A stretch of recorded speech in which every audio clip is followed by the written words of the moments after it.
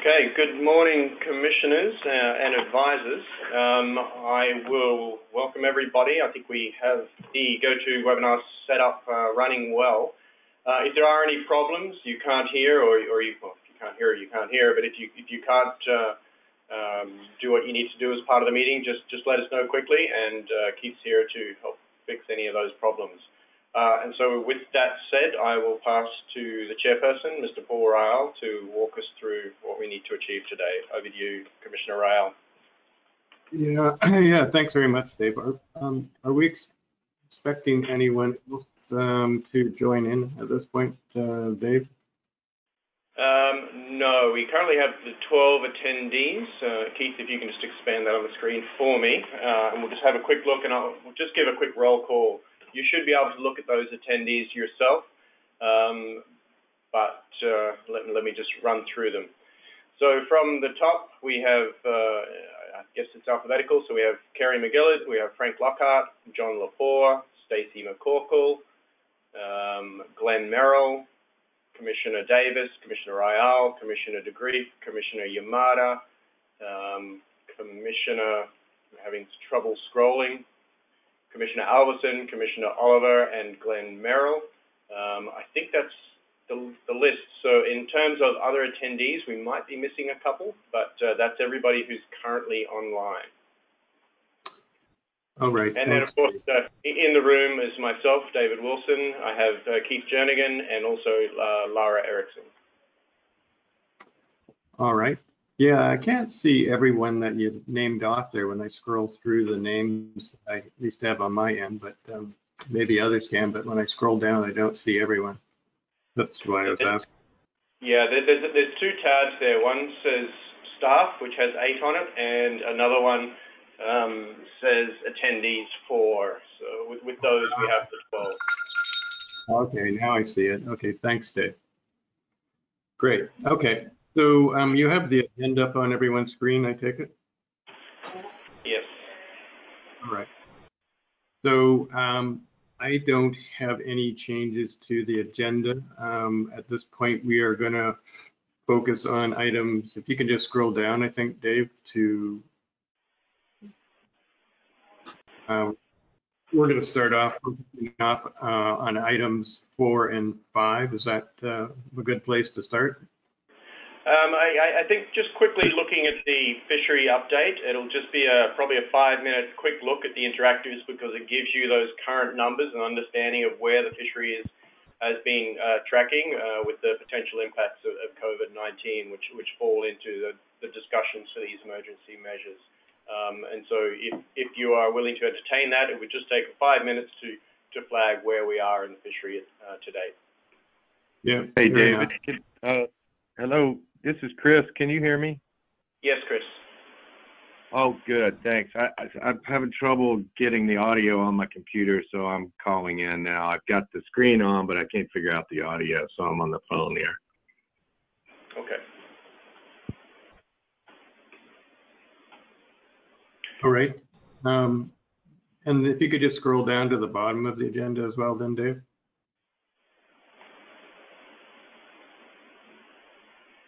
All right, perfect. All right, so why don't we start off as you suggest, unless there's any commissioners have any other changes to the agenda? Okay, not hearing any changes. We'll jump into agenda item 3, which is just a very quick update on the fishery. This update is as of the 15th of May. As you know, we do a twice-monthly update to the landing report, and we've also added some additional graphics visualizations for year-to-date calculations for the directed fishery. You can just click on both of these links as you see fit. If you click on the first, the landing report, and I'm going to leave this zoomed out because it's just a very quick update at this point in time. The overall landings, the total fishery mortalities for the IPHC regulatory areas, we are currently at 13%, and you can see the breakdowns there. We don't have any information at the moment for regulatory area 2A for obvious reasons. It hasn't kicked off as yet. For British Columbia, Canada, area 2B currently at 23% of the total fishing mortality allocated. And then we have 2C at 16%, 3A at 12%. And it's really these two, 2C and 3A, where the regulatory proposals or actions have arisen from the North Pacific Fisheries Management Council, and we have the final proposal regarding 2A, the licensing proposal. Now, these numbers really don't give you too much of an indication. There is a graphic below, which you can see the total mortality in blue that's been recorded and reported to date versus the FCEY, and then the FCEY minus those that are currently have no information available, and often we get some of those to recreational subsistence at the end of the year. Now again, it just gives you a very general picture of where we are with the fishery. However, it's the additional graphic that we've added, the second link, which we think sort of tells a very different tale, or a much clearer tale. And again, I thank the Fisheries Statistics and Services Branch under Lara Erickson and her team for developing these interactives. What this gives you is a comparison of the most recent, so 2020 fishing mortality by year in comparison to any other years you like. I think it goes back to 1995 at the moment, and we're adding more information.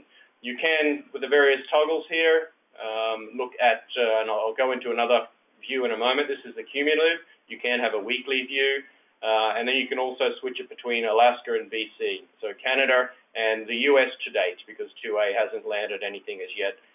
It's not included here, or we just don't have that information in us yet. So what this is clearly indicating that is 2020 is well below the same period, the landings for other years.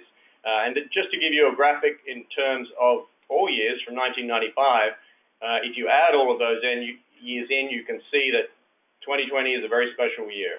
And this is why we do have this proposal from the Council. If you were to look at change the toggle from cumulative to actual, so this is the week-by-week rates, you can again see that 2020 is well below, with the exception of 2 weeks in 2019, which is interesting. But the rest are very low than the entire history from 1995. If you toggle out and just select, for example, the last couple of years, it'll give you a clear indication of recent trends throughout the fishery. So this is weekly landings throughout the fishery. Again, it sets the scene that 2020 is a very unique year. That's all I'm going to talk about in terms of an update on the fishery. Are there any questions on those interactives before we move on? Hi, Dave. I just want to, so TCUY has changed from year to year. So I see there's a select view. I assume the other one is percentage? Correct. Yeah, okay, because that would tell a little bit different. Okay, thank you. It does. So you're correct. It shows that it'll give you a slightly different pattern, but in relation to the general trend, in relation to 2020 versus previous years, there's a very distinct difference in the pattern of the fishery, landings in the fishery today.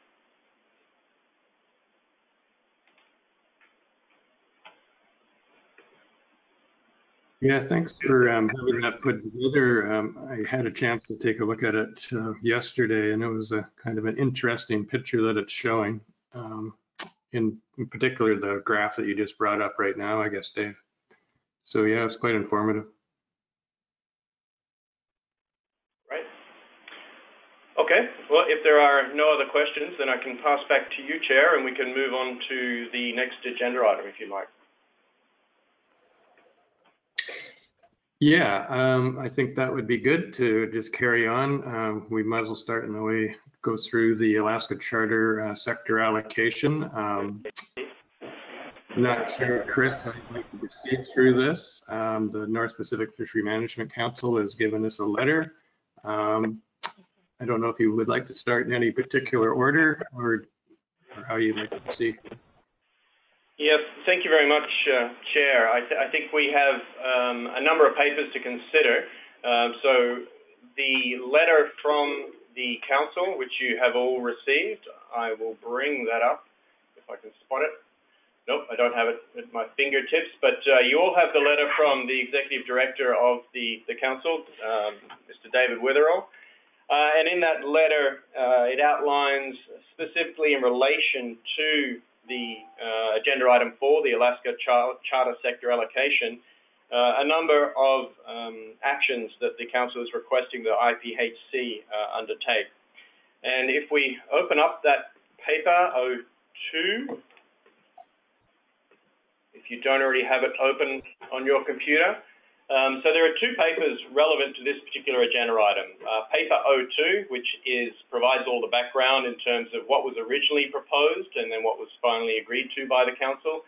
And then also Proposal A1 for this special session. And I'll get to that in just a moment, depending on how we progress. Initially, the proposal that was put before the Council had a number of amendments or requests for amendments to the fishery, primarily being for Regulatory Area 2C, a modification of the slot limit from 40 inches to 80 inches as the slot limit, to a change to 45 to 80 inches. And that is what the proposal went through and was endorsed from the Council to the IPHC for consideration. So that amendment is changing in the regs from a 40-inch minimum to a 45-inch. In Regulatory Area 3A, the proposal was originally for there to be no size restrictions. However, as that progressed through, the Council proposed to change that from a 26 to a 32-inch size limit, and I'll walk you through those specifics in just a moment. There was also, as part of that original proposal, a request to roll over any unused 2020 charter allocation in Area 2C and 3A to supplement to 2021 catch limits. However, as detailed in the letter from the Executive Director on May 18, the Council at this time is holding back from making a recommendation to the IPHC in regards to that rollover. Doesn't mean it won't happen into the future, but it's just a bit of a pause at this time. Now, given that the Council at this point has simply made a recommendation to modify the IPHC fishery regulations for those two elements, and I'll just put those up on the screen here, where specifically the Council is recommending the IPHC modify its regulations in Regulatory Area 2C, as shown on the screen, so maintaining the one Pacific halibut daily bag limit, but implement the reverse slot limit, so no change from the 80 inches, but the lower limit changing from 40 inches to 45 inches, so allowing larger fish to be retained. And then, as I said, specifically regarding Regulatory Area 3A, maintaining the bag limit of 2, but changing the size limit from 26 to 32 inches, and then two additional components. And those two additional components are a no annual limit, noting, of course, they still have this daily bag limit of 2 fish.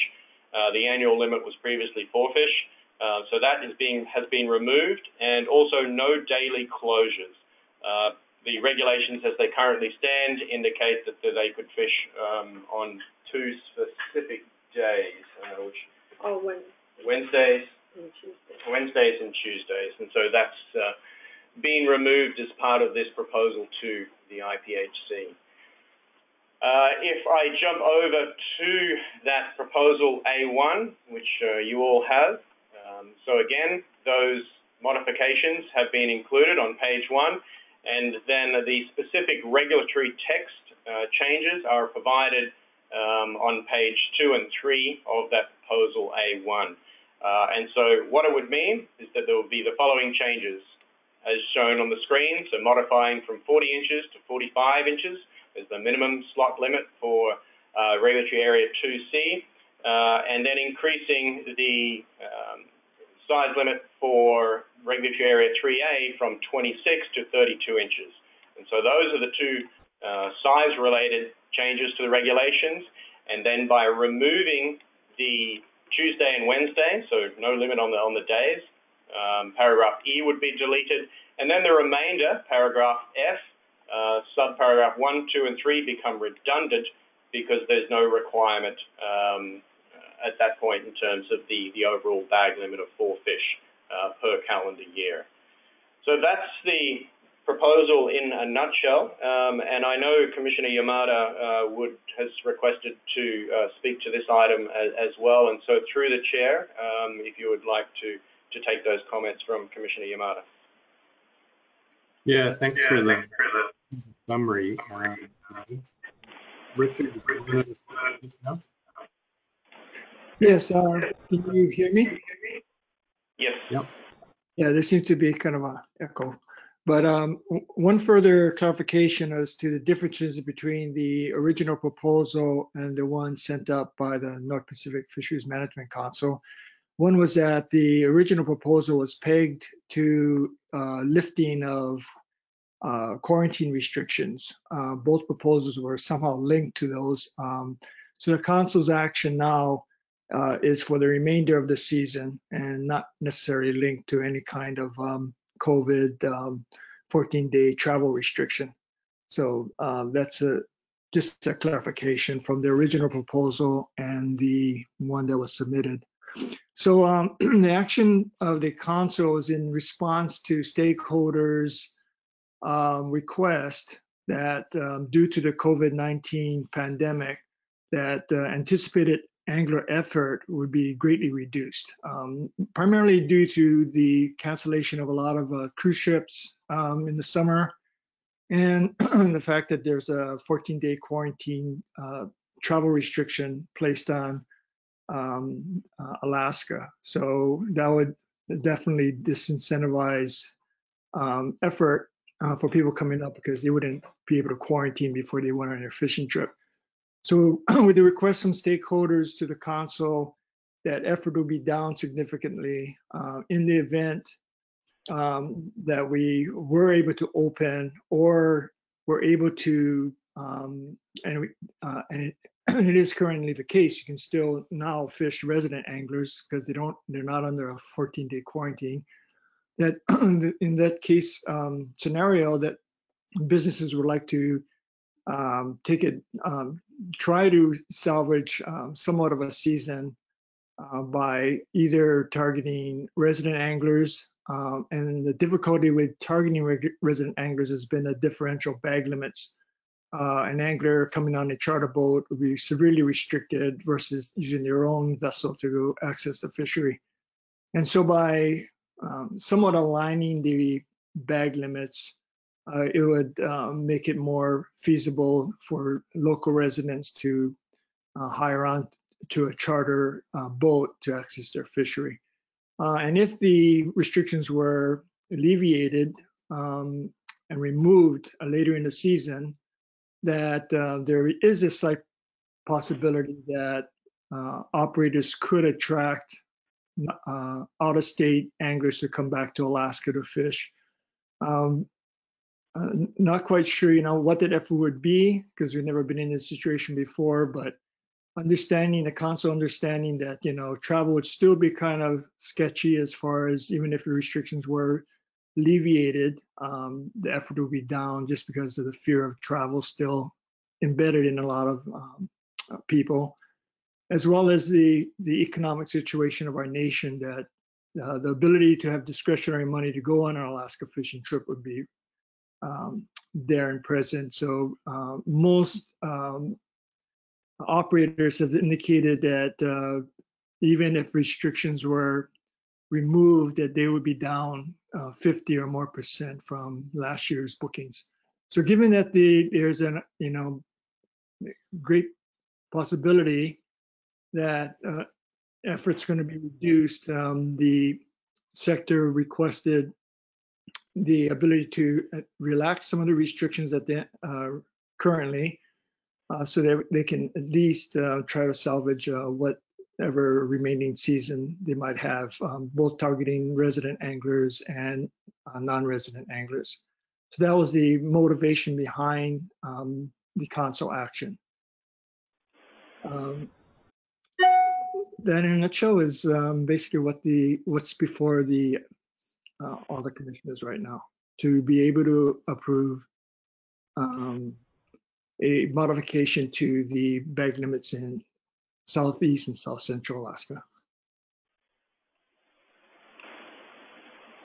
Yeah, thanks very much, Richard, for the background. As I read the documents, I understand that the council adopted some parts of the recommendations for the changes from the Charter Association, and the council considered those requests and adopted some, but not all of what was requested, and some analysis was undertaken by Alaska Department of Fish and Game to ensure that the fishery would still stay within the catch sharing amounts for the under the catch sharing plan. So I just going to see, Dave, if there are any other questions or comments that any other that commissioners may have of what's being put forward by the council.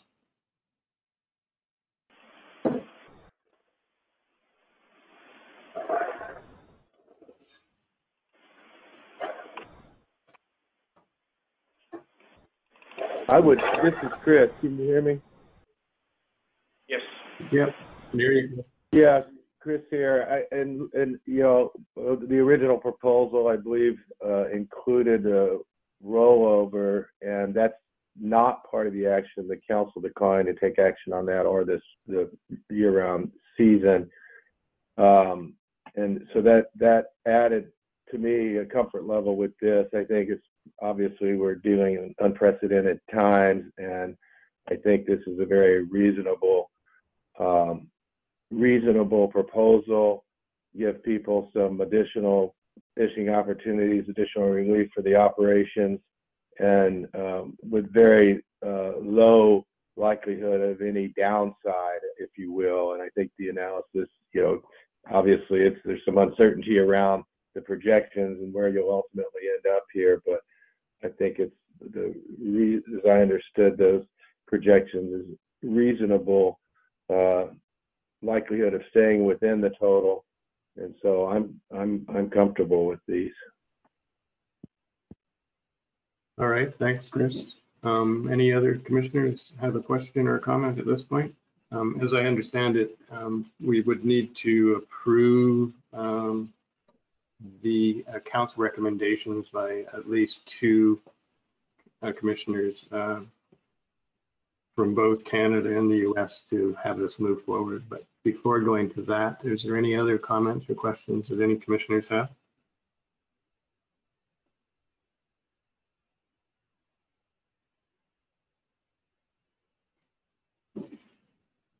Just giving a bit of extra time for people to find their mute or unmute button. Well, that goes on. I guess I would echo your comments as well, Chris. I had a chance to review the documents and had to look at all the technical details, but I am comfortable with the conclusion to adopt the measures that are being proposed by the council, and recognize that the ones that you identified, Chris, are not being actioned by the council at this point. And I think it's a reasonable way forward to adopt what's being put forward by the council in order to address what's going to be a reduction in effort. And as you say, Chris, it's not an easy thing to know exactly how much it's going to be reduced, but it's going to be a significant reduction, I think. And so I think it's reasonable to move forward with these changes. I'll just see if anyone is who's in favor of that. So maybe I'll turn to the U.S. first. I heard from Chris. Richard, what's your view?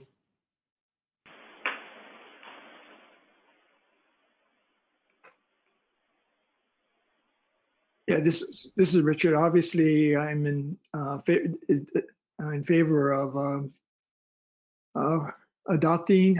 Is it approve or adopt? We need to do. I'm not quite sure what we do with the annual measures coming from the North Pacific Council at the regular meeting, but whatever the action is necessary for them to proceed, realizing that it's going to take some time for the United States regulatory process to put into regulation anything that we adopt here. So I don't anticipate regulations going into effect into around the beginning of July anyway. So a lot of effort would have been lost between that beginning of the season to the 1st of July. And these recommended analyzed removals assume that this regulation was in effect from the beginning of our season. So I think the removals are very conservative anyway. So is there a need for a motion, or how do we proceed? Yeah, I guess formally we do need a motion and have it second. I guess I was kind of getting a bit ahead of myself. So yes, we do. Is there any further comment from any other commissioners?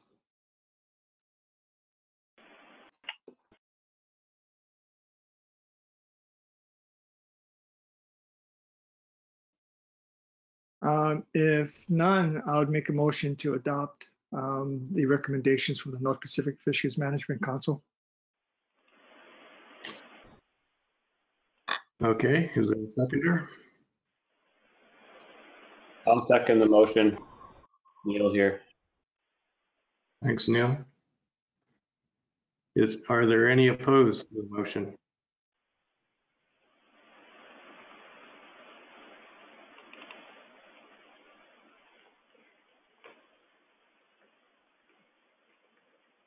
Not hearing any, though it's carried unanimously to move forward with the recommendations that have been provided to the Commission from the North Pacific Fishery Management Council.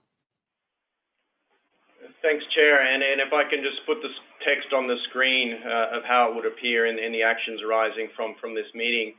The summary that we have then is that the Commission has noted and adopted Regulatory Proposal A1, which amends Section 29 of the IPHC Fishery Regulations, recreational sport fishing for Pacific halibut, and the amendments which will be provided at Appendix 1, and they are lifted from the Proposal A1, for Regulatory Area 2C to implement a reverse slot limit with a lower limit of 45 inches, which is increased from 40, and Regulatory Area 3A to modify the lower limit from 26 to 32 inches, no annual limit and no daily closures for the remainder of the 2020 season. And so that's how it would appear in the report, and the actual regulatory text amendments, which is currently in Proposal A1, would then appear as an appendix to these actions arising. If that's amenable, I only have one other comment, but I'll just wait if that's correct.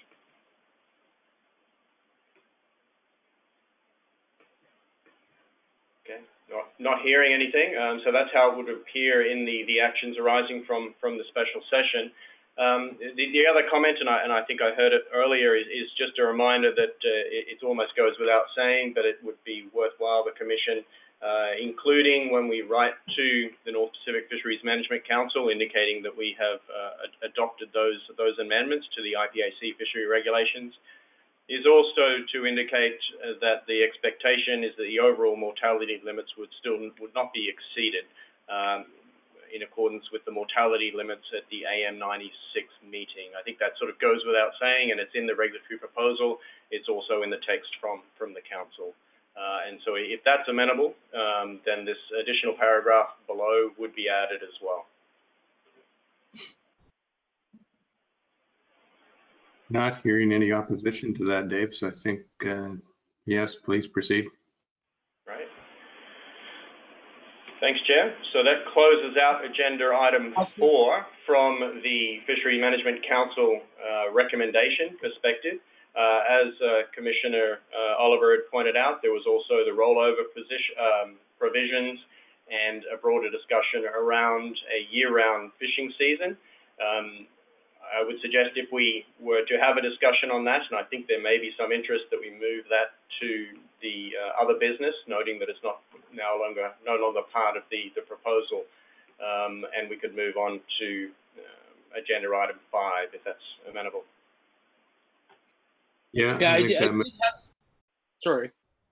I did have some questions about the rollover and why the North Pacific Council had decided not to proceed. But yeah, I agree that we could carry that to other business. All right, thank you.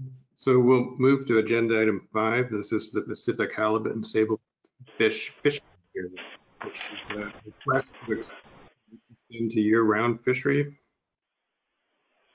Thank you, Chair. And so this is, as you said, agenda item 5, and it relates to paper 03, which I'll bring up on the screen. And this overlaps with part of the proposal that we've just moved to other business, but we should certainly walk through this paper for information. Now, paper 03, as indicated, it was a proposal that was submitted to the council that wasn't supported. And it was a proposal to extend to a year-round directed commercial fishery and increase the annual rollover.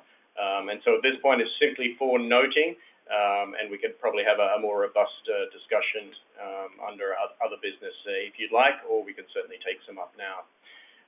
It is just a reminder that, as I said, this item is provided for noting, given that the council specifically did not agree to take action on this request, and therefore there's no proposal, whether it be as a general submission or a formal regulatory proposal, to move forward with this proposed year-round fishing season or rollover provisions.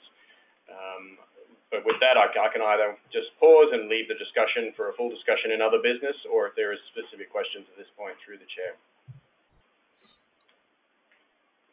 I'll just see if there's any questions from any of the commissioners at this point, Dave. I have a question. It's Neil. Do we have a sense of whether one or both of these issues, like, is there a plan for them to be revisited at a future council meeting? And if so, when might we expect those council discussions to occur? Thanks. Through the chair, the council's indication was that they would be willing to take this up later in the year, depending on how the fishing season progresses and how the COVID-19 environment continues or not to impact the fisheries. And at that point, they agreed that it would be taken up initially as one of the regular sessions, but if needs be, through another special session, so to speak, and I've forgotten the terminology they use. But maybe it would be worthwhile, through the chair, passing to Mr. Merrill. Yeah, that'd be good. You there, Glenn? Glenn? Yeah, thank you. Yes, thank you, Mr. Chairman. I just want to make sure that I'm understanding. Are we speaking to the proposal for the sablefish fishery dates? We're talking specifically related, no. So we're talking about paper 03. So this was the general proposal for the Year-round rollover for the charter fishery and the year-round fishery. Right. But again, specifically to the charter sector. Right. So the council could review at some future point whether or not it would be interested in trying to accommodate some sort of rollover provision. I will note that, generally speaking, within the council discussion when this issue came up, there was a concern, one, about how that process would interface with the IPHC's annual process for determining catch limits, mortality limits for all of the fisheries. There was a second issue or concern about if there were a rollover, how would that be accommodated in terms of our catch sharing plan regulations and a number of other administrative issues that we as a contracting party in the U.S. would have to address as well. And I think those factors weighed on why they did not want to discuss this issue at this time. And as Executive Director Wilton has mentioned, there is certainly an option for the council to address this either at an upcoming council meeting, there's one in June, or if there's additional interest from the public, the council could consider an additional special meeting at some point in the future. I anticipate, based on the comments that we received thus far, that there may not be much interest in trying to explore this issue further, given some of the administrative challenges that were discussed at the special meeting that the council just had. Hey, Glenn, this is Chris, and I don't mean to speak for the council, but I was able to listen to most of that council discussion last Friday, and there were all of those issues, but also they looked at the harvest rates to date in 2020, and I believe just basically made a determination that modifying the season at this point would be premature.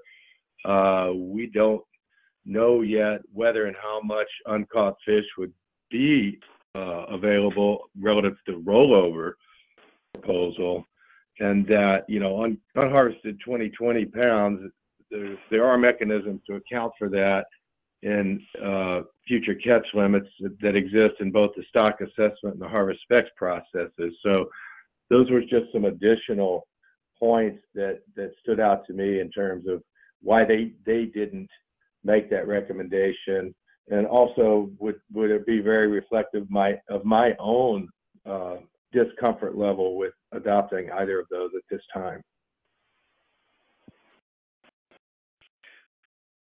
So Paul, this is Bob. I had a question on this. Go ahead, Bob.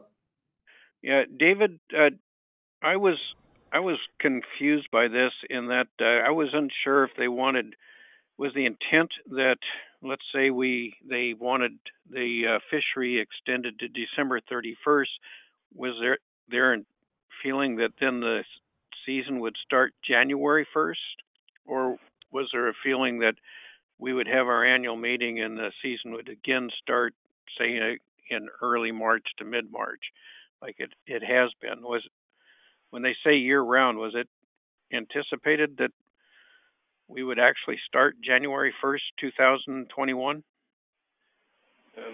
Thanks, Commissioner Allison. Through the chair, the original proposal and what was discussed and presented really consisted of two sub-proposal components. For 2020, the proposal was to extend the current fishing season to 31 December 2020.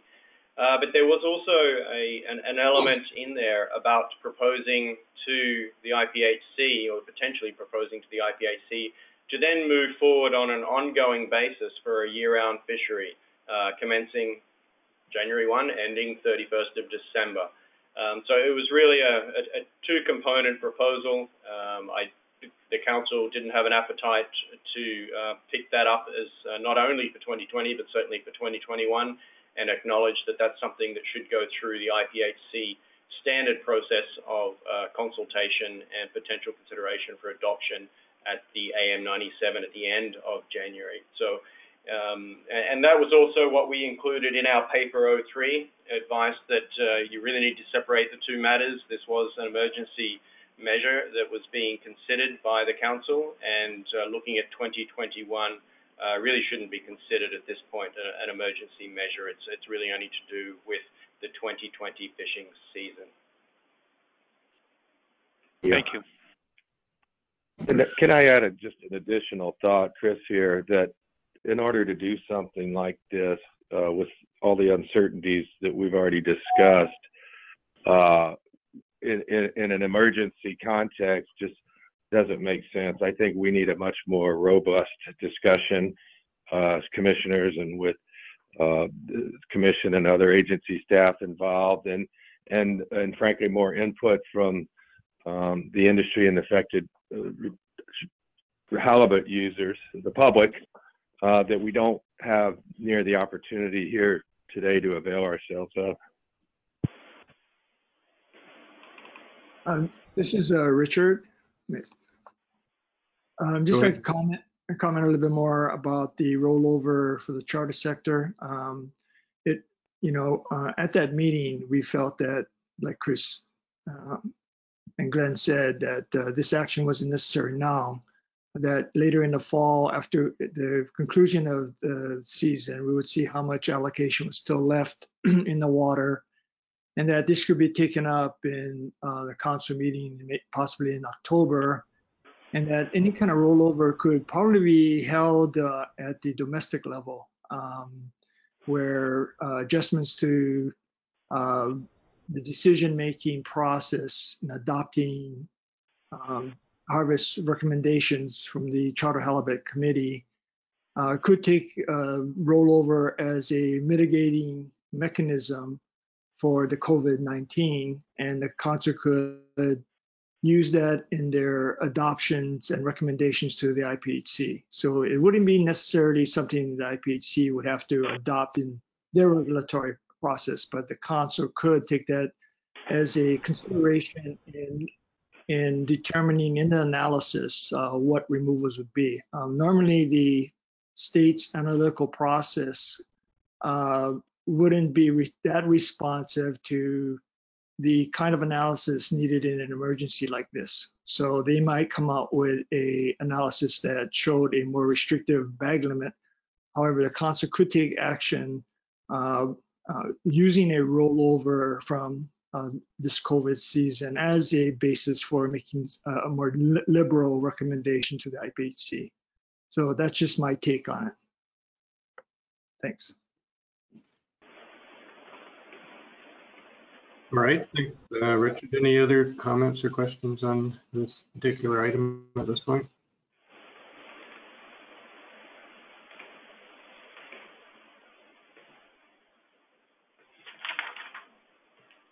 Not hearing anything. I'm going to move on to item 6. There's 2 items under it, which is dealing with the Pacific halibut incidental catch in the Washington sablefish fishery, and also licensing for vessels in regulatory area 2A. I think Commissioner Overson wanted to speak to this as well, but maybe Dave, if we start with you introducing the first. Thank you, Chair. So this is relating to paper 04. And as you just pointed out, this is a proposal coming from, at the moment, it's a relatively informal proposal coming from a number of license holders who missed the deadline for application for a license to land incidentally, or catch incidentally, the Pacific halibut in the Washington sablefish fishery. This is also being brought forward, as you've indicated, by Commissioner Alverson, who will speak to it in just a moment. We've tried to provide as much detail surrounding the process as it currently stands and some background information.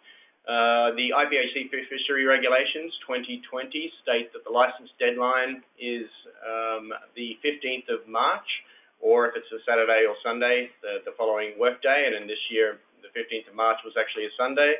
So the license deadline for 2020 for landing Pacific halibut incidentally in the sablefish fishery was the 16th of March. Now we've received a number of requests each year to extend the deadline for this fishery from a couple of fishers. However, to date, that extension hasn't been granted. Of course, this is before you because we are in an exceptional year with the COVID-19 situation. This fishery opened on April 1st, and officially we haven't received any late applications. However, that's probably more so due to the new process that we've been running for the last 2 years of having it as an electronic application process online.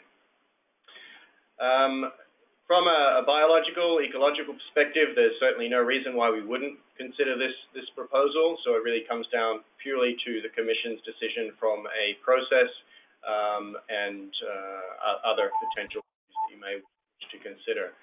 In 2020, we have received and issued 30 licenses for this fishery, compared to 35 in 2019 and 28 in 2018. So in comparison, we're still looking at a similar numbers on average over those last number of years.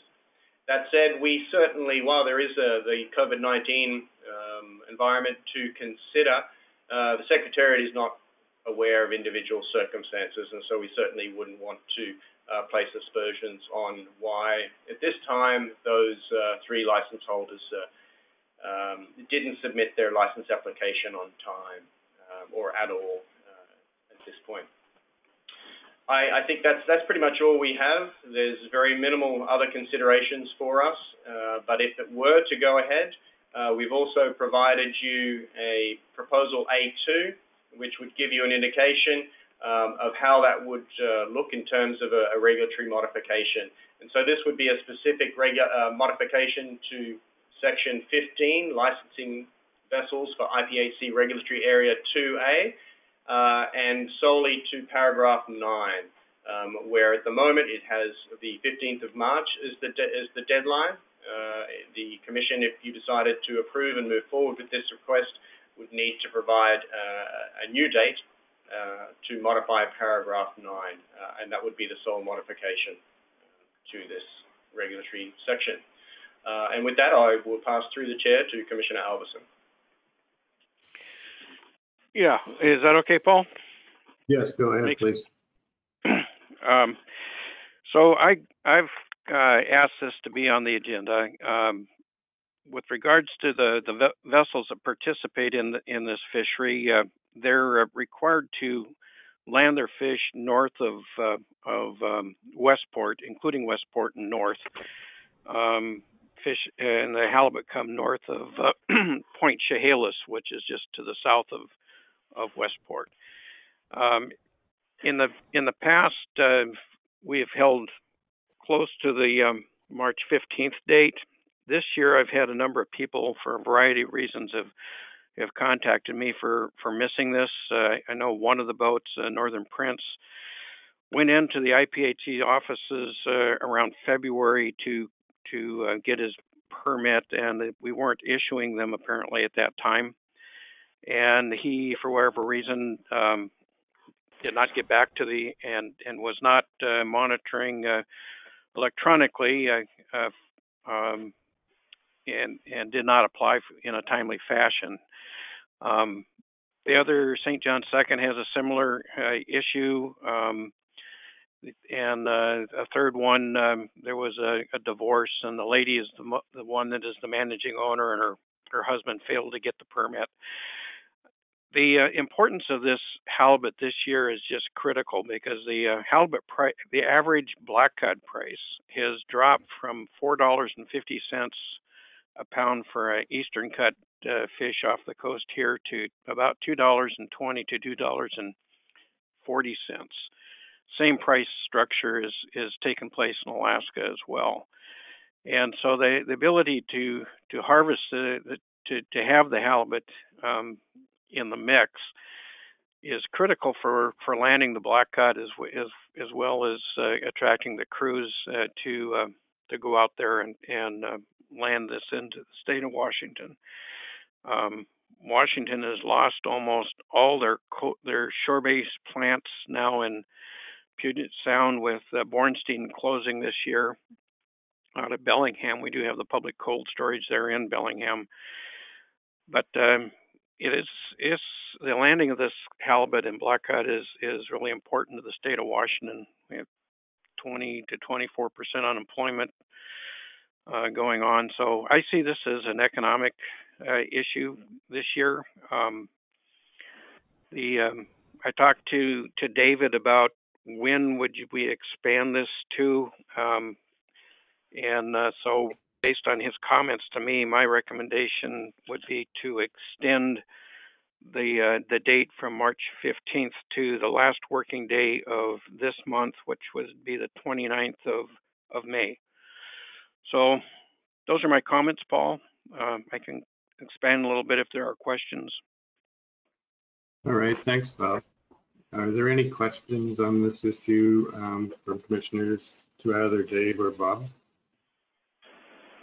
Chris here. I have one. This is it's 3 vessel owners that we know of, correct? There could be additional that missed the deadline that could come forward now.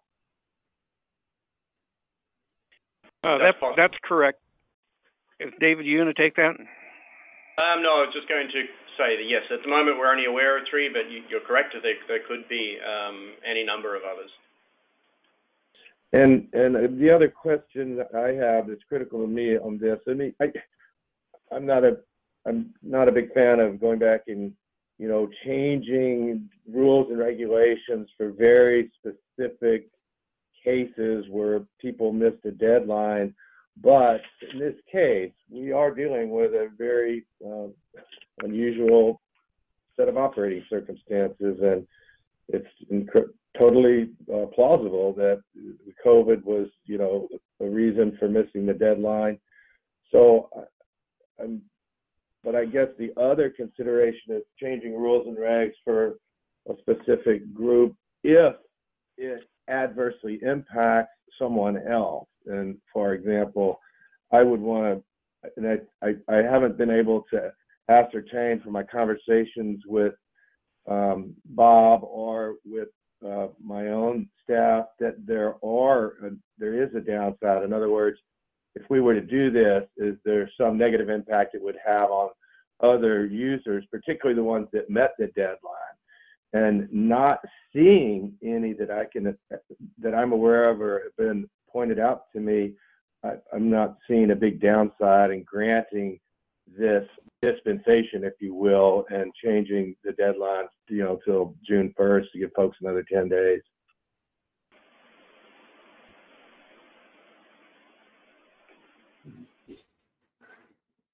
Paul, could the only comment I would have on all that is the only boats that are allowed to take this bycatch are ones that have this sablefish tier permit, which is a quota share style of a permit, and so those are the only ones that would be able to participate. David mentioned there was 30 to 35 that have licensed. My observation over the years is about half of those actually participate. It's a free license. A lot of people sign up for this but don't participate, and it's usually the same group every year, pretty much, Chris. So. The other thing, Paul, is because most of these boats that participate in this fishery are members of my association, I'm speaking to this, but I'm not going to make a motion to take an action. I feel I have a conflict that way. All right, thanks, Bob. Are there any other comments or questions? Yeah, Paul, it's Peter. I'm just, are we certain that if you extend the date to May 29th, that that would fully cover the COVID restrictions of 14-day isolation? I'm just concerned that maybe someone couldn't avail themselves to get the license themselves at that date. But so we're pretty comfortable that if this moved forward, that would cover the issue of the 3 boats and possibly more. I don't see a COVID problem that would extending this date, unless someone was currently coming down with it right now. But even then, I would assume that David would send out a notice that this has been extended, and they would be able to apply online. They wouldn't have to come in to the offices to secure a permit. Okay, thank you. Yeah, I just would like to just say, in regards to the March 15th deadline, at that time we were getting ready and prepared to fish, and there was a lot of confusion at the time, just within our issues with DFO in terms of licensing and all that kind of stuff. So I could see how these things were problematic and they came about. Just speaking to the timeline and the confusion and the fear that was actually around at that time. So at this point, I think this is an extraordinary event that it makes sense to me to extend this deadline.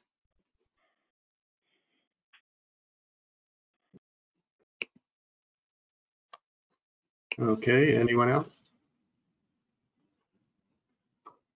If not, is there a motion? I'll make the motion. Go ahead, Richard. Yeah, I'll make the motion to move the date. Was it going to be end of May or June 1st, Bob? I'm not quite sure what date. Well, I suggested the last working day of this month, which I see as the 29th. Okay, I move that we move the date to May 29th. You're a seconder?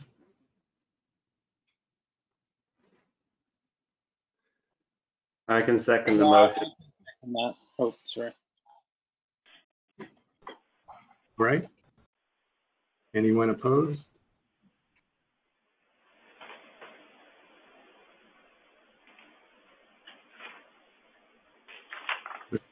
It carries there. And the license applications to, I guess, midnight on May the 29th. Well, if I could make a suggestion. Go ahead, Dave. Or excuse me, Neil.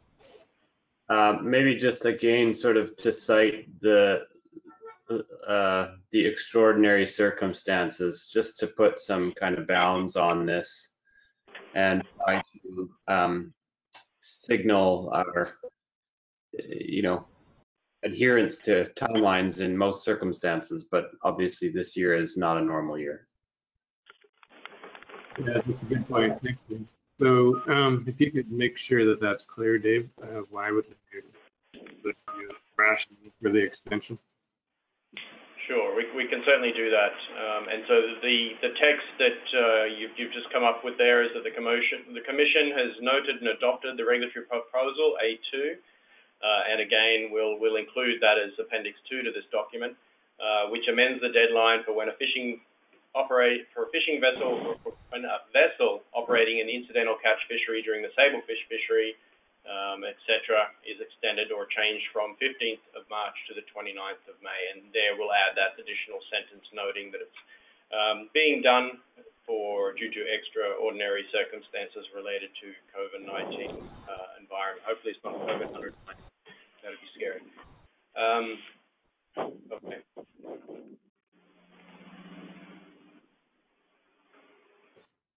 Okay, so let's carry on. The next item we have is on the management strategy evaluation progress.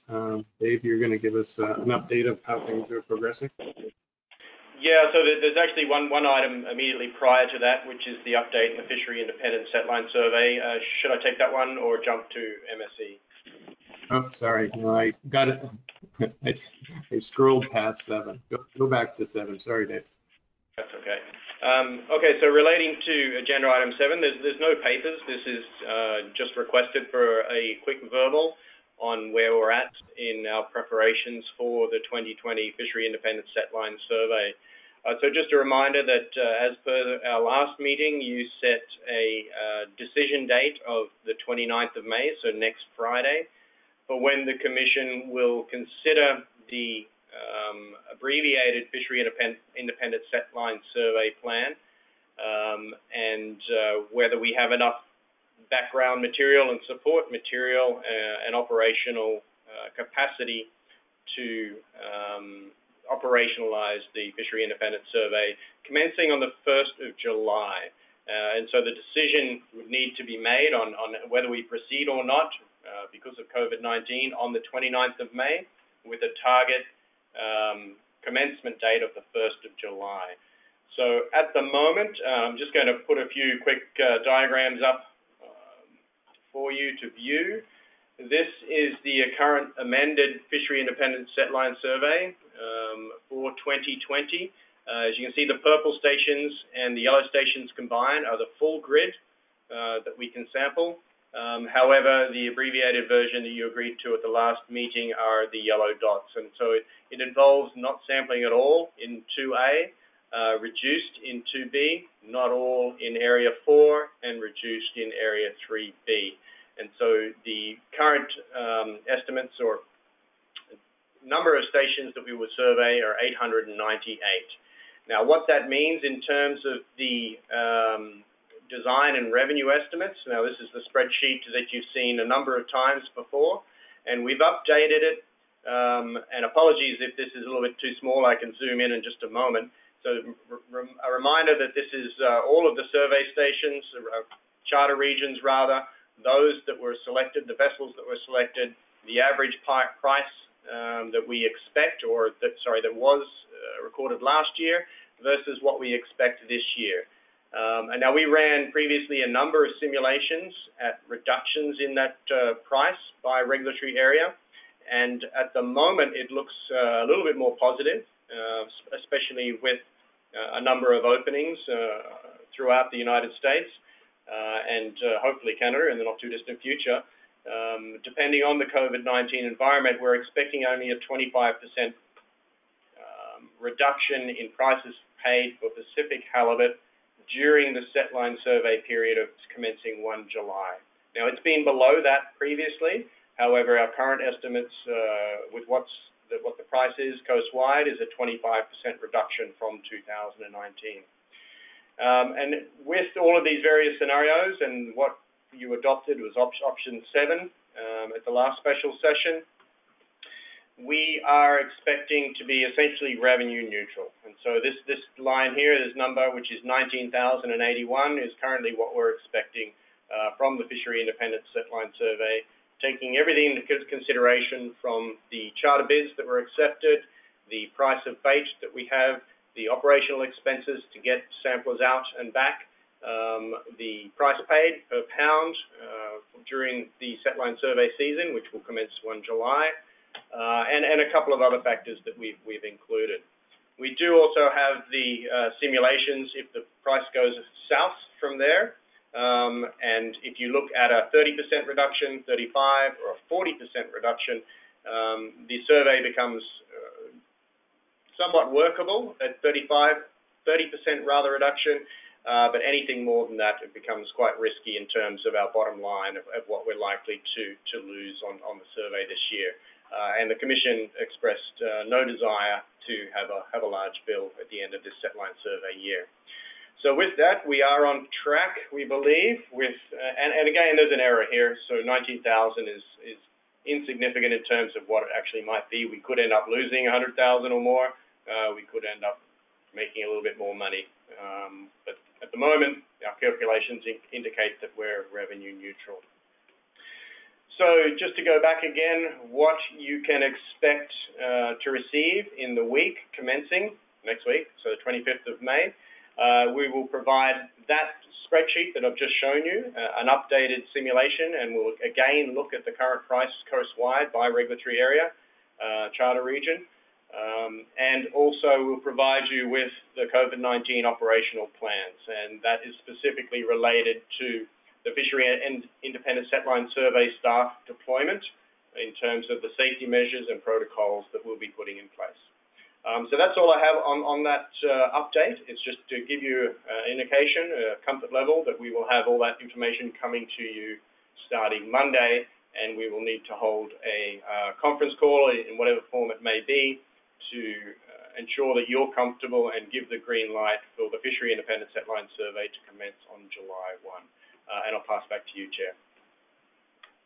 Yeah, thanks very much, Dave. So we will get both of those, the spreadsheet and the operational plan, on Monday. Is that what you're saying?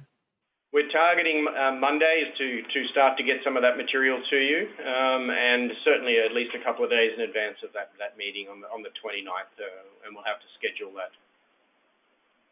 Okay. Questions for Dave from commissioners? Neil, if I could. Go ahead, Neil. I'm just curious to hear, I mean, it sounds like things are on track, but I wondered about sort of like the logistics side of things. I heard Richard mention earlier about 14-day quarantine for visitors to Alaska. I know borders are still a challenge. So I'm maybe not the details now, but I certainly for the 29th will be interested to sort of hear how we have checked off all of those different considerations and have plans in place to be able to deliver all the aspects of the survey.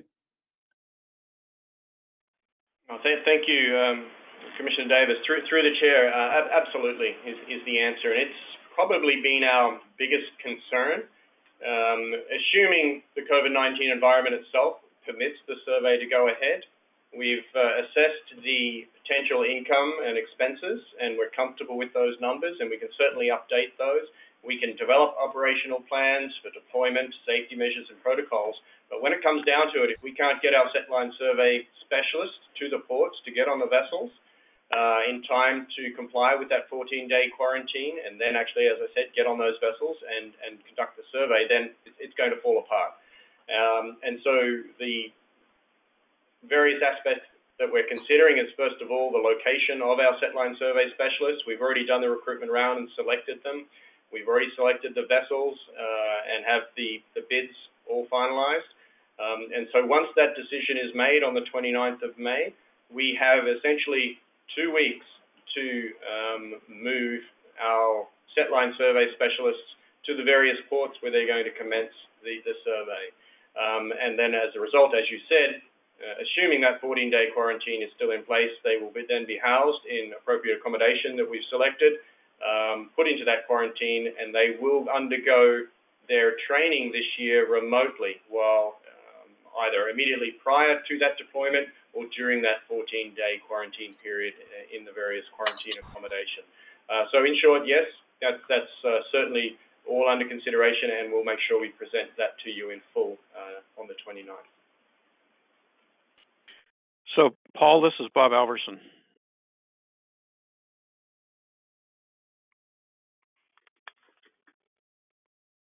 Paul? We've lost his audio for a moment, but if you could probably continue. Nope, I'm back. Oh, there he is. Yeah, it's taken a while to respond here. Go ahead, Bob.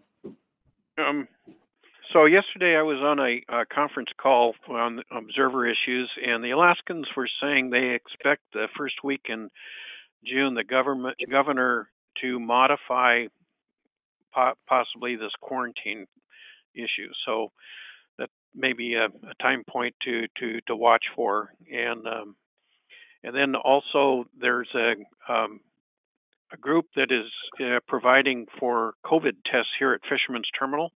I don't know if you were aware of that, David. So just those 2 items. Thank you. Paul, it's Peter. Yes, Peter, go ahead. Yeah, just curious, Dave, what kind of communications you've had with the vessels that have accepted the bids. Just in terms of, like in BC, we have to have, each vessel has to have its own personal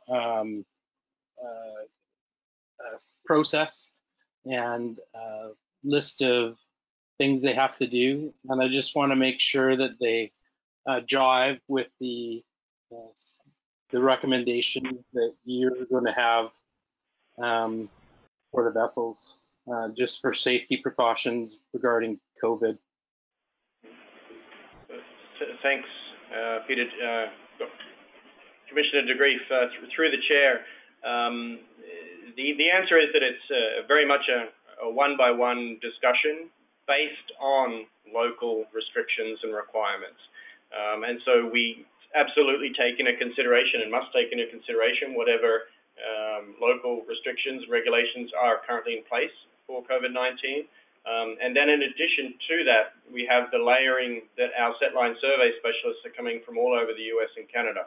And so we have other restrictions that are need to be take note of, essentially. If we have a setline survey specialist coming from a state where the restrictions are a lot more relaxed than a port where they're going to depart from, obviously we need to do a layering there. And so it's very much an individual discussion between ourselves and each of the skippers and the setline survey specialist that's being deployed to make sure that we're meeting both local and broader restrictions and requirements to ensure we take the most precautionary approach possible. And so there may be some issues there where skippers will be unhappy about having more restrictions put on them, but a reminder that these are vessels and captains that are under contract to the IPHC, and we place a whole range of additional requirements on them through those contracts in a normal year already.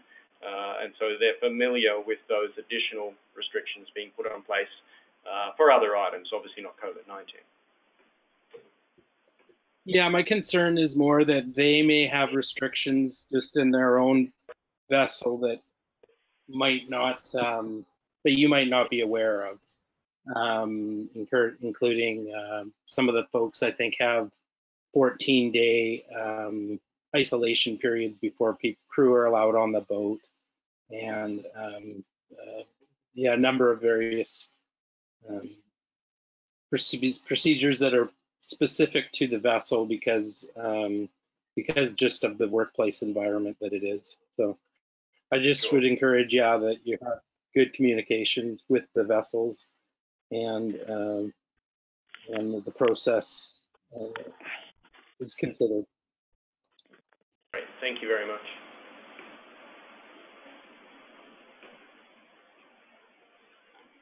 Any other questions for Dave from commissioners? So I got David. Could you send this chart to us that you have on it's gold and purple? Correct. Yes, absolutely. So we're going to include this as an appendix to the actions arising, which you should receive within an hour or two of the close of this meeting. And so this will be one of the appendices. Yes. Okay. Good. Yeah, Okay. Paul, I just have. Well, yeah, go ahead, Peter.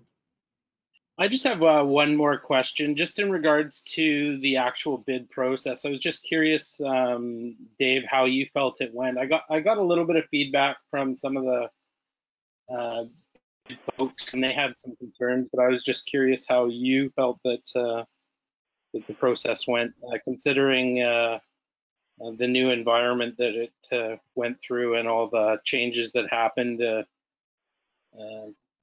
You know. And it was extraordinary. Sure. Yeah. Thank you very much, Commissioner DeGree. Through the chair, overall, I think it was a very successful bid process and I would say rebid process. And I throw the rebid process in because when we first went out for the tender bid announcement for the setline survey, we did it for all areas that we were originally planning on, based on your decision at the AM96, which was covering all regulatory areas. And so we went out for that call early, so that we would, of course, we didn't know about COVID-19 at that point, so it was early, but it was still what we would normally do. Once we moved into that COVID-19 environment and we had our special session and reduced the setline survey footprint for 2020, we had a lot of those vessels who had been previously submitted tenders for these outer areas, whether it be in 4A or 4B, 4C, D, and E, and 4A, that we felt should be given a chance to bid on those core areas that we have selected. And so we did provide that opportunity. And I think that might be where your concerns that you've heard were raised, that we allowed those vessels or captains or owners who submitted a tender to bid on these areas that were now part of the core area. I think it went particularly well. They were provided the bids from 2019, and that's something we do each year. Last year, the bids were published in, I think, June, and previous years it was earlier than that. This year we've already published the successful bids for each of the regulatory area, the charter regions rather, for transparency purposes. And so they were given that, and obviously they used that as their guide when they're making their new bids. And I honestly, I think overall the process has gone particularly well. We couldn't hire all of the vessels who put in bids, successful bids for all of the other regions in 2A and 4B. which is obviously a disappointment to some of those skippers. And we're trying, we did try our best to ensure that the vessels that were selected, it was the most efficient in terms of deployment from ports, in terms of experience, and obviously the price component as well. So sometimes the lowest bidder doesn't always get a particular charter region. It depends often on where they've bid and how we can combine a number of charter areas for the bid and for the economics and deployment of our fishery independent setline survey specialists as well. So it's a very complex process. I think it went very well, and I'm looking forward to a successful season if you give us the nod on the 29th. Okay, thank you for that. I might follow up offline with you on a couple of issues that I think that that covers it. I understand that this was a wasn't a typical year, and there was a lot of stuff up in the air. So, sure. Okay, great. Thank you very much. Thanks, Peter. Any other questions for Dave on this item?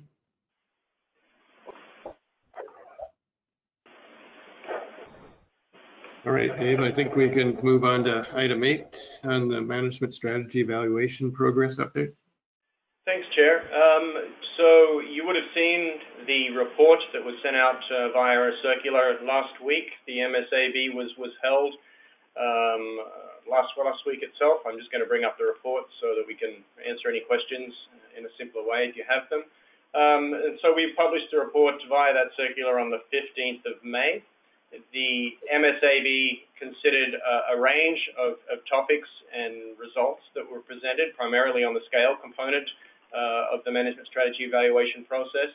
At that point, we didn't have the distribution components, or specifically the distribution procedure simulation results, available, and they are currently being worked on by the MSE team led by Dr. Hicks.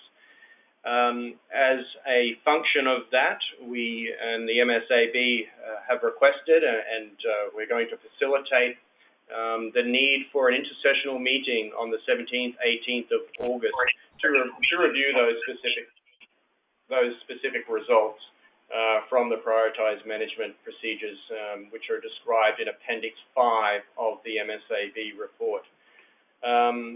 The MSAB obviously did face some additional challenges. It's a very in-person consultative forum, and operating online via webinar was a challenge for some of the participants.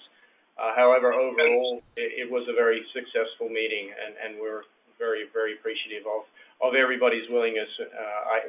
For once, we actually had the highest number of MSAB members participating in the meeting with only one absentee, and so that was certainly a big plus.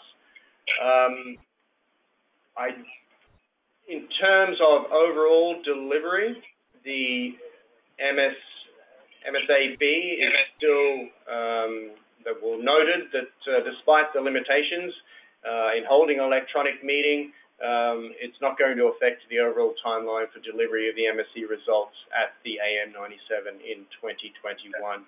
And I've spoken at length with Dr. Hicks about the work that he's going to undertake, particularly in terms of Appendix 5, the proposed and recommended management procedures, which are listed in that Appendix 5 of the MSAB report. And he's very confident of delivering those results to the MSAB on time for this intersessional meeting and in August, and then again the full MSAB meeting, hopefully in person, but who knows, in October. The MSE team have also been developing some online tools which will be the primary operating model or simulation tool that commissioners and stakeholders will be able to use moving forward. And again, we expect those to be presented at this intersessional meeting in August.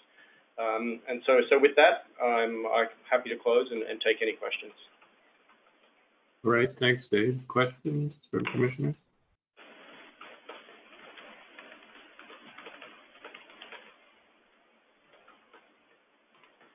I did. Paul, it's Peter. Yep, go ahead. I know that there was discussion about having audit or I can't remember the terminology, but have someone examine the process, and I was just curious how that's fitting in the timeline as well. I see there was a call to folks to participate, and I was just curious as to the timeline of that. Thanks, Commissioner Degree. Through the chair, so paragraph 49 in the report is a noting of that independent external peer review of the MSE process, and as you said, that announcement has been made, and we expect to pick up a suitable consultant to undertake that. What will be obviously a desktop peer review of the operating model, the code, and the materials and consultation process that have been held to date. We do expect that we'll be able to finalize that relatively quickly. Consultants are usually very hard to find and track down. However, given that they're all pretty much grounded and many of their contracts have been extinguished, that we've already had a number of inquiries, very positive inquiries from very suitable candidates to undertake a desktop review.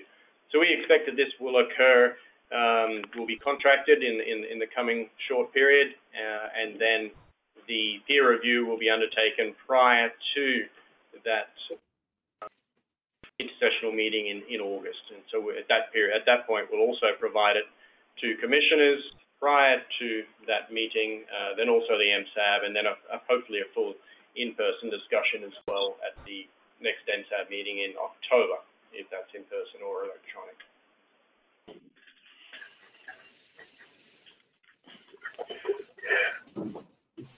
Any other questions? Paul, I have a question. This is Bob. Go ahead, Bob.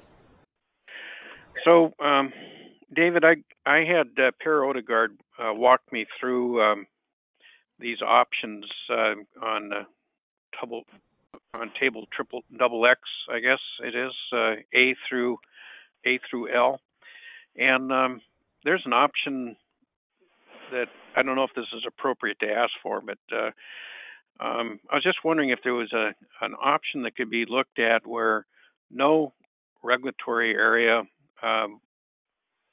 would have a harvest limit, say, greater than 20% of what's inferred by the set line survey.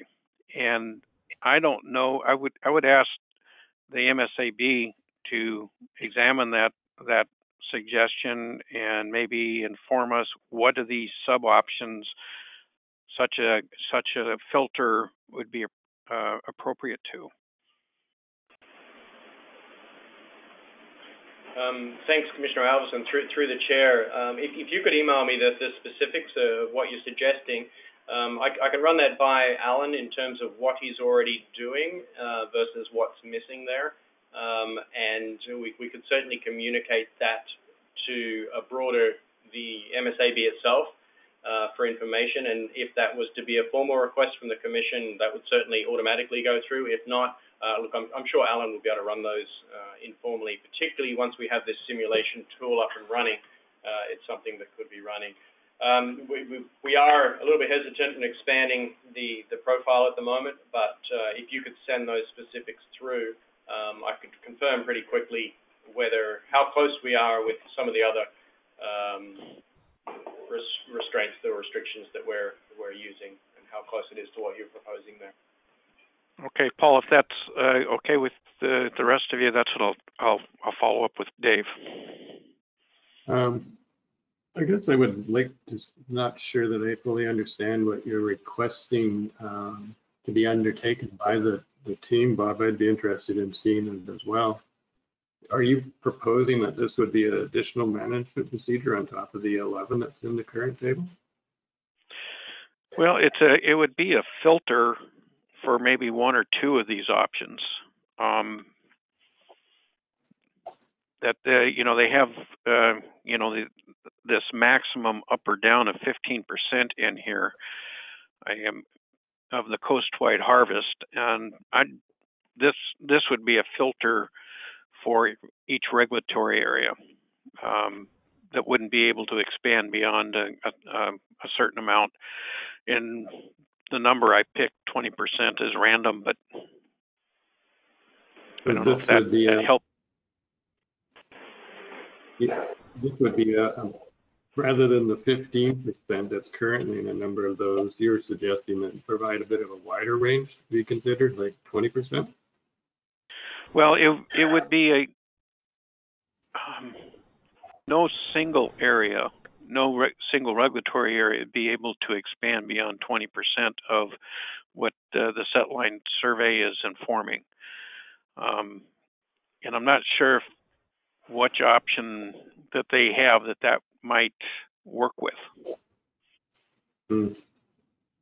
Yeah, I think if I may, Chair, it fits nicely into 15J, but it's really something that I need to consult with Dr. Hicks on to see if it's just a matter of looking at that change in percentage, or whether we would need to consider it as an alternative. And given that I'd need to figure out some specifics of what the request is with Commissioner Alverson and then Dr. Hicks, I'd suggest that we take that offline.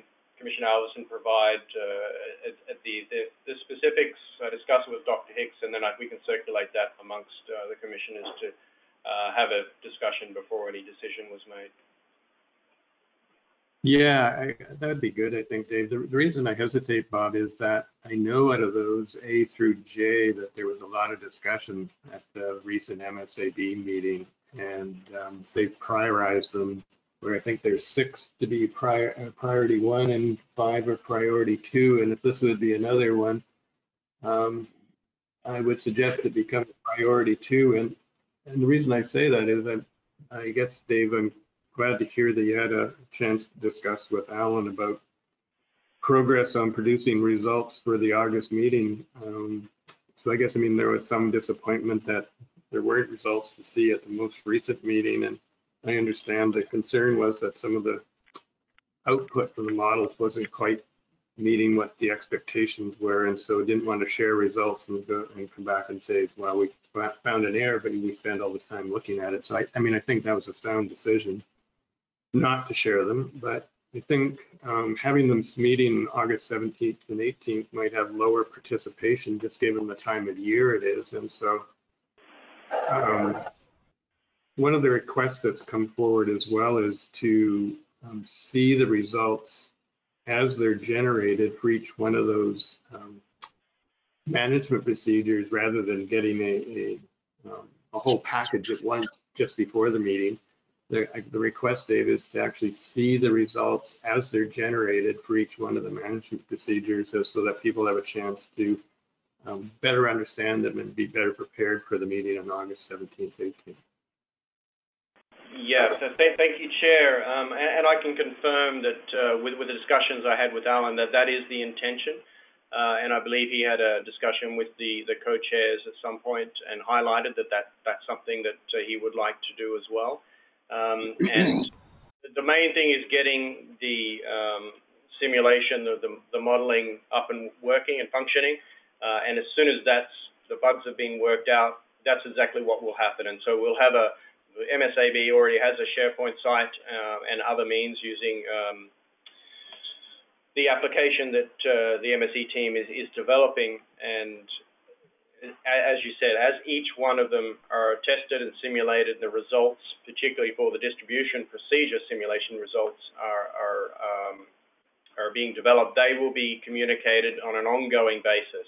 And the intention is that the August meeting will be a group discussion of those results that they've already been receiving and reviewing periodically as they're developed between now and that August meeting. And so in short, yes, that's a very wise path and one we'll undertake. All right, thanks, Dave. That's good to hear. Any other questions on this particular item from any commissioner?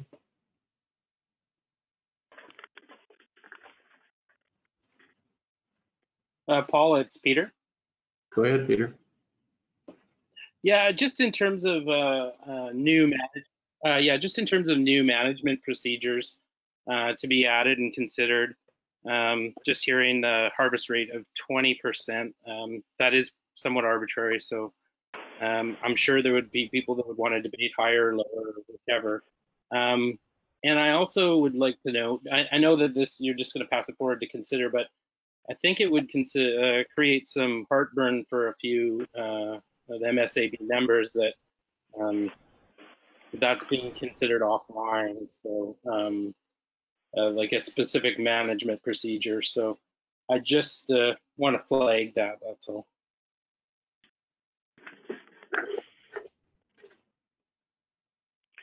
So Paul, my thought was that if we can get Alan to comment, this would be presented to the MSAB as a whole, and they would make a decision whether it floats or doesn't, or if it can fit with one of their options they've come up with.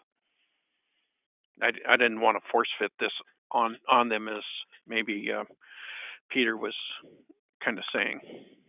Mm-hmm. Well, I guess I would like to see the option and have a chance to take a look at it, Bob, before we present it to them. I just know how much time into the current table, and to add anything else from outside those discussions and the amount of time they've spent on it. I'm reluctant to do that, I guess, Bob. Okay. And one last comment, just in terms of the intersessional meeting. I know just if you go to 3D on this paper, sorry, if you could scroll to 3. Sorry, if I could scroll to what? Apologies, I couldn't quite hear that. Number 3, sorry, and the index numbers. Paragraph 3? Yeah, paragraph 3, sorry. Yeah, so under 3D, basically people have to be able to talk to their constituents, and I'm concerned that having a summer intersessional meeting, I know it's the timelines are not great, and we're trying to get as much work done in the shortest time as possible, but I do just want to raise that I think there's going to be it's going to be very difficult for people to gather and get the interests of all their constituents, as they're going to be quite busy and focused on their fishing operations and making money rather than the MSAB process in itself. So I just wanted to highlight and flag that as well, that's a concern of mine for having a summer intersessional meeting. Thanks, Commissioner de Greef. Through the chair, absolutely agree, and that was certainly raised at the MSAB meeting. And one of the ways to try and mitigate some of that concern and some of the anxiety around broader consultation is as the chair has highlighted, is to start to put these results out as we go. So between now and that August meeting, so that for each of the options, the management procedure options that are going to be simulated, that those can be discussed on an ongoing basis, and hopefully as a result that the MSAB members will gather input and bring that to that August meeting. But you're right, there will always be a level of restriction in terms of participation during the fishing season. We're hoping that the composition of the MSAB is broad enough that those stakeholder interests are going to be represented and communicated either throughout the period between now and that intersessional, and then also at the intersessional. Good point. Okay, thank you.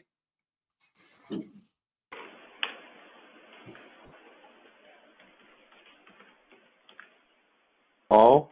Chris? Yeah, Chris. Chris here.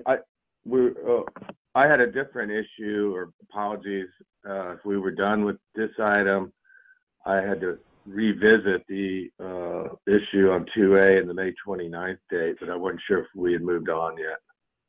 I'll just check, Chris, and see if there's any other questions, comments, or requests for action on the MSAB. agenda item.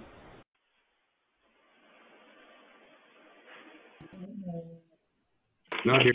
Chris, why don't you go ahead? Yeah, I'll probably ask Frank Lockhart to explain, but I think the problem with the May 29th date was that we may not be able to have the regulatory change in place prior to the time that they expire. I'd probably let Frank Lockhart explain. We may have to put a later date. Frank, are you there? Can we unmute Frank? There we go. Okay. Go ahead, Frank. Thank you. This is Frank, and yeah, Chris got the bulk of the issue. We're not going to be able to have the regulations in place for at least about 5 weeks, and that is after the May 29th date.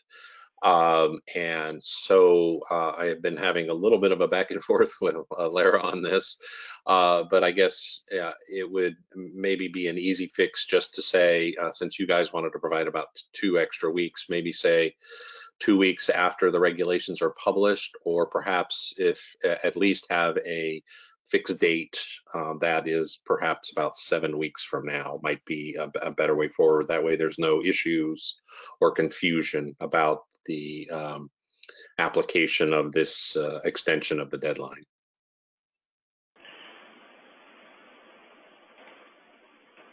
Thanks. If I could comment through the chair, just one, is that okay, Chair? Yes, go ahead, Dave. Yeah, just one difference, I guess, there is that we're talking about modifying the IPHC fishery regulations. And we can do that. We'll turn that around tonight and essentially within 24 hours have those fishery regulations published.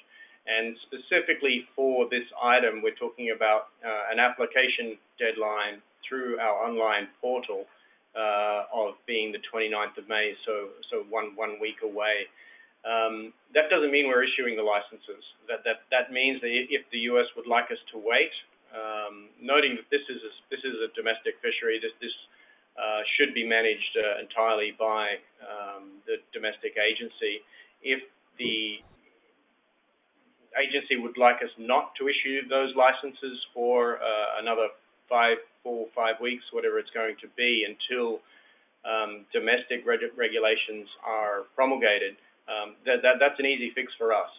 But in terms of the IPHC regulations, there's nothing that would require us to extend the deadline in the IPHC fishery regulations for the license application. And so I would suggest that we keep it as adopted by the Commission as the 29th of May, and that, as I said, that's the application deadline, which is an internal administrative process to the IPHC. And then once we have those license applications, we will sit tight if the US would like us to wait before issuing those licenses until the regulations are promulgated. So that way we're not getting into a tussle with US fishery regulations versus IPHC fishery regulations. And I think that solves the problem. So not issuing the license at the request, and we would request a letter to that form indicating that even after the application deadline, please don't issue the licenses until the regulations have been promulgated by the United States.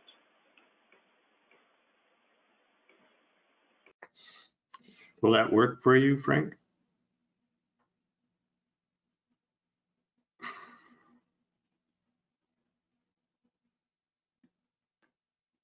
I think that should work. Yeah. Given that understanding that these are just the applications and not the issuance of the permit, I think we should be able to get a letter out quickly, and we'll have a chance to talk about it further. So the way I understood the executive director's comments, that this is just, they're receiving the applications, they're not actually going to issue them until we confirm that the regulations are effective.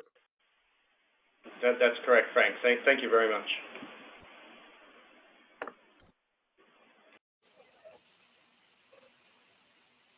Okay, so I think we've covered that, and we've completed the management strategy evaluation agenda items. So, Dave, I think that leaves us with one last other business. So I think at this point, this would be for just commissioners and staff.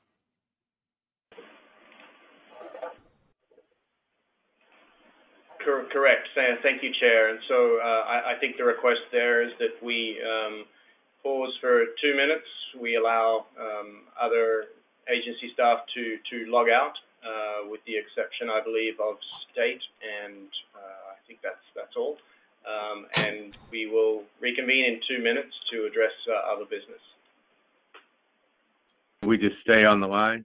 Yeah, that's probably easiest. Thanks. All right. Can we call it 3 minutes?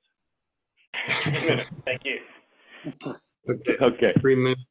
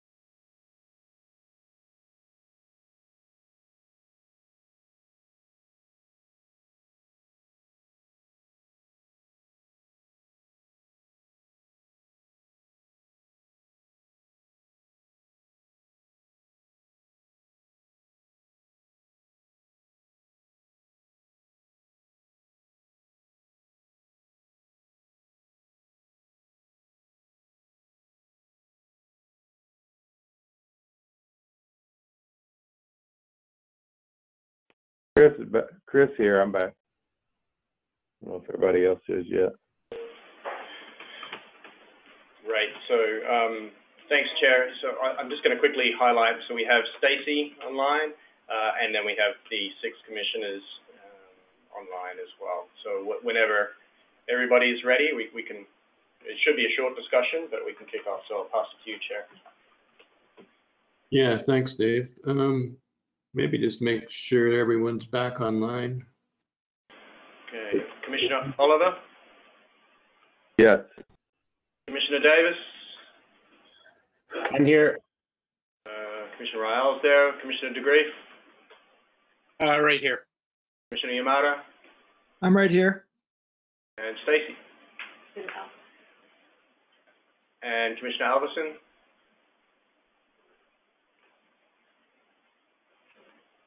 Commissioner Alverson? Yeah, his phone line's slashed there. You're self-muted, yeah. Oh, there we go. Looks like you're self-muted, Bob.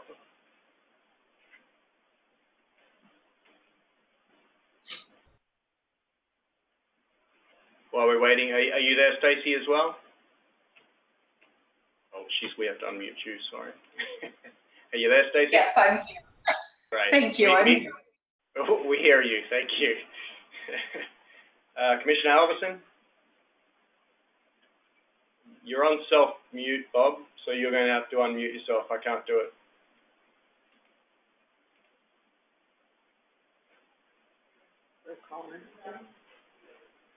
If you can hear us, Bob, maybe try calling in again.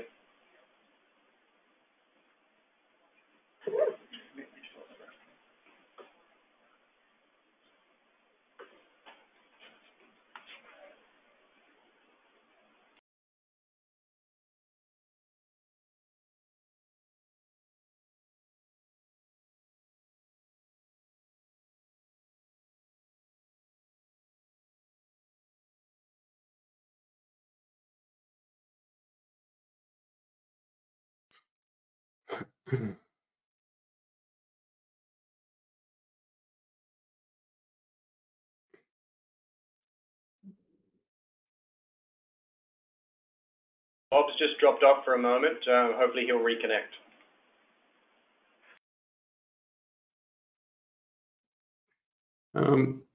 Dave, while we wait for Bob to reconnect, in addition to the audit, I think it would be useful to have a bit of a discussion about plans for future meetings.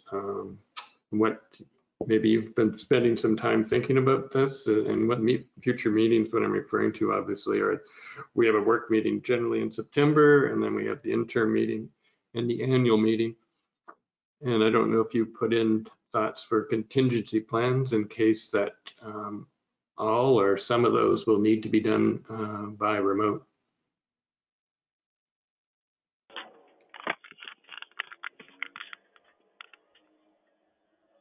Yeah, thanks. Thanks, Chair. It is something we've been putting some thought into, and just generally speaking, before Bob joins us again, where for the work meeting, I don't expect that's going to be a great problem for us in terms of an electronic format. Obviously, we will lose, as the MSAB has, some of that one-on-one and small group discussions. But given the success, on the other hand, for the MSAB, for 40-odd people to be on webinar with video, I'm confident that the work meeting will be able to progress to a successful conclusion. The interim meetings is a different story, though. While it's largely a commissioner discussion and presentations from the Secretariat, it's there to convey information to stakeholders. And so how we do that, whether we do it in a recorded format or whether we do it and then publish that, or whether we do it live, is something that we're trying to work through in terms of what's feasible. And that really depends on bandwidth. It depends on whether we're going to video conference, whether we're going to take questions and stakeholder comments and the like.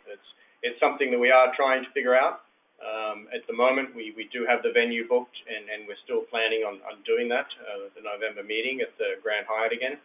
But as you say, we will continue to look into options for electronic engagement if needs be. I don't know if you have any particular discussions about or thoughts about how that should happen.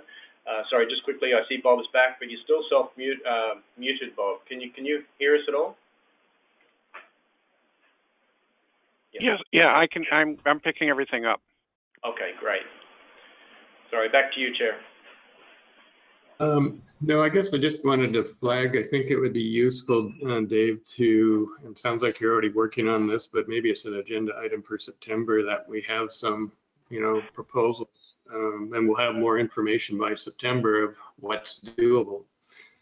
I agree with you that the September meeting, yes, would be much easier to do remotely, but the interim and annual meeting would be good to have a discussion about that. I think no later than the September work meeting to see how we would have those two meetings unfold in the event that we're going to need to do them remotely, and how that would look and how we would prepare everyone. Sure. No, that sounds good. That sounds good. The other component to all of that is the discussion around these types of intersessional meetings. Special sessions. Originally, these arose just from a very informal commissioner discussions, whether it be through monthly telephone hookups that became once every 2 months, and then trying to bring some more formality to them.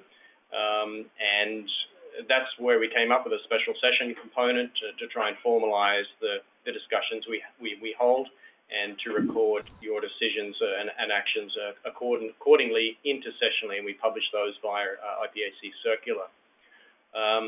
What's happened for this particular meeting is that as a result of the special session of the council, the emergency meeting, we have had before us proposals that are stakeholder driven and very much impact our key stakeholders. And so I think you both, or at least yourself and Chris, had raised the point that we want to rethink how we have these types of meetings in the future.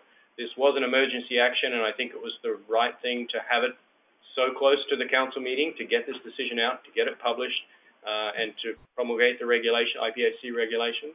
But there's also, as you said, some issues that will arise with stakeholders saying that they weren't privy to the IPHC discussions. And so that's something that you may or may not want to have a discussion on now. Yeah, I think that would be useful. Wouldn't be surprised if, we end up having some more requests given the current situation with COVID, and people trying to figure out how to, deal with that and still earn some money. And so I wouldn't be surprised if we see some more requests come forward. There was some discussion around that already today about the council could revisit later in the year. So I think it would be useful to plan for that eventuality and make sure that there's enough notice so any interested, stakeholders, parties can be involved. And it could be as involved from the point of view of that they get to listen to the discussion and what was considered and what decision was made at the time. But I think we need to have that ability to undertake that so that people are aware and not surprised. And I'm sure things like, for example, the season issue is not just within the U.S. I'm sure there are some in Canada that would be thinking about, is it worth, extending the season? And maybe also considerations around for rollover. And if the answer, and so yeah, I think we're going to need to make some improvements of how we do intersessionals where they have wide-reaching consequences for all of our clients.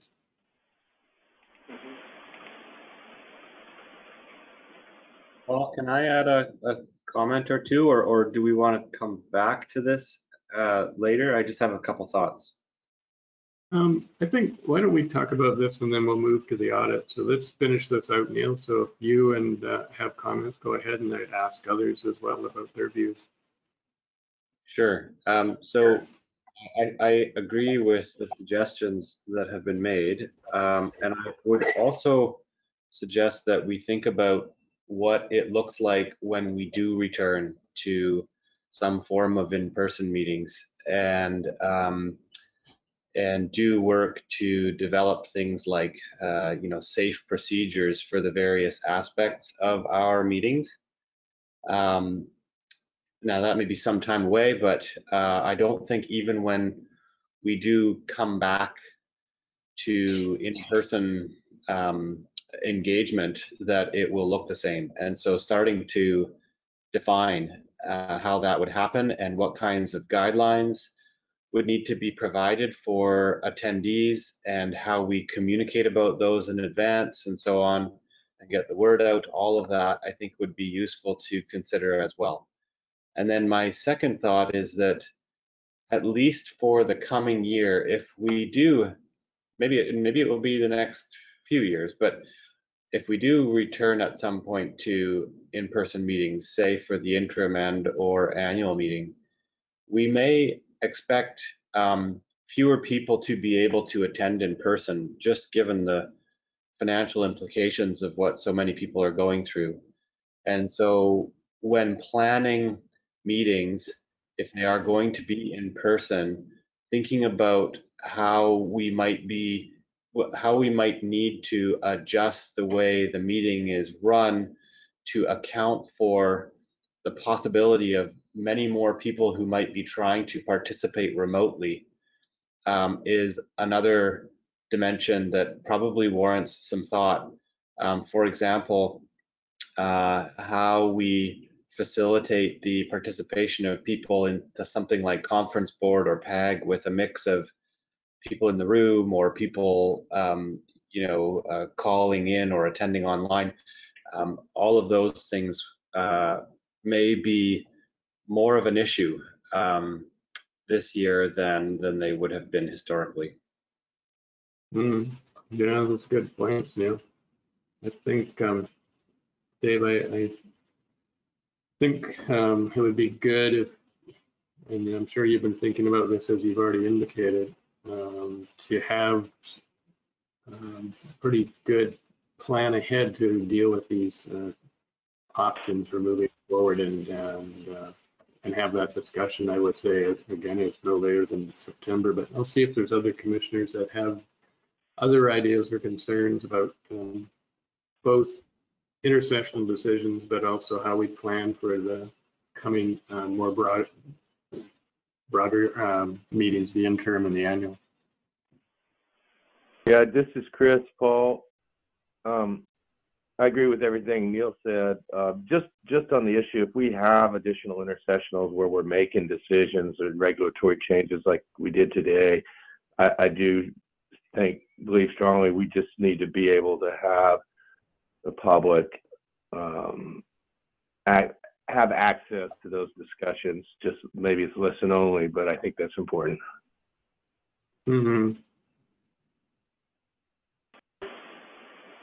If I could just quickly add to that, Chair, the other option that we have as well is to publish the recording of the meeting.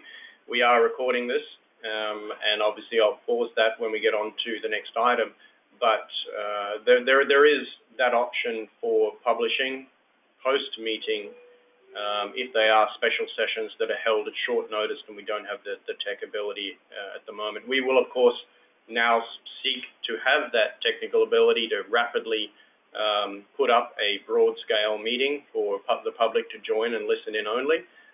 That's not a problem. We just have to make sure that we have that at our fingertips. And then the other option, of course, is, as I just said, if we do have these meetings at short notice that are very important to stakeholders, is simply to publish the recording immediately after. And that could literally be within half an hour of the meeting closing. Good point, Dave. I hadn't thought of that at all. I think I would be fully supportive of having the recording posted post this meeting. It will give some opportunity for at least some people to hear what happened, and going forward, have these meetings, intersessional meetings, available for listen only. And I guess that would also put upon us to, get see if we can extend some timelines, but that won't always be the case. There will be some short ones, but hopefully not too many.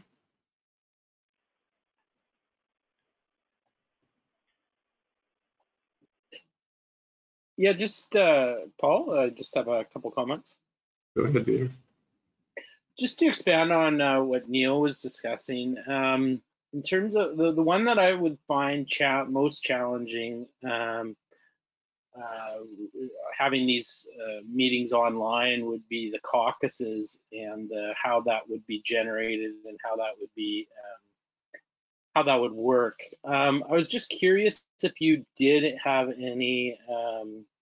I wasn't able to participate in the MSAB, but was there a bit of availability for them to caucus and how that worked?